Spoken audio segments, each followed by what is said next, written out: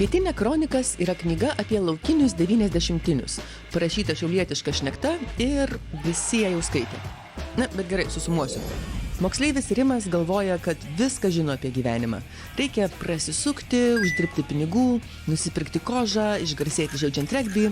Taigi jis nelegaliai pardavinėja dešras Latvijoje, kažkiek uždirba, kažką praranda, regbį sekasi, gal tik meilės reikaluose reikėtų labiau pasistumėti. Na, bet Rimas apturi nejaukų pirmą kartą su kaimynė Edita, taigi kaip ir užsiskaito. Leisdamas vasarą kaime, Rimas pradeda skaityti lietuvių kalbos mokytojos rekomenduotą Erlicką. Ir jam visai patinka.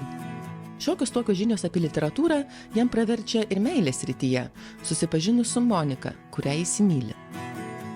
Monika mokosi geroje mokykloje ir turi turtingus tėvus, prieš kuriuos maištaudama ir užmezga santykius su Rimu. Jiedu patiria dvasinę bendrystę, dvasinę bendrystę, besikalbėdami apie poeziją ir panašiai.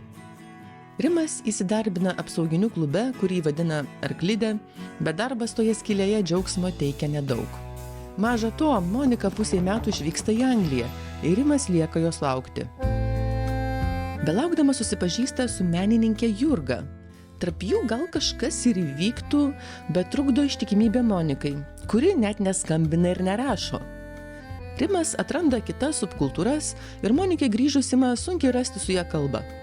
Regbis irgi nebe taip gerai sekasi ir Rimo suplanuotas gyvenimas pradeda slysti nuo bėgių. Rimas supranta, kad nėra sėkmės recepto, bet knygos gali paguosti nesėkmės akimirkomis. Ir pusiau ant durniaus įstoja į literatūrą. Romanas parašytas išties juokingai, bet kalba apie tikras jauno žmogaus dramas ir pasakoja, kaip ilgainiui pasikeičia jo požiūris.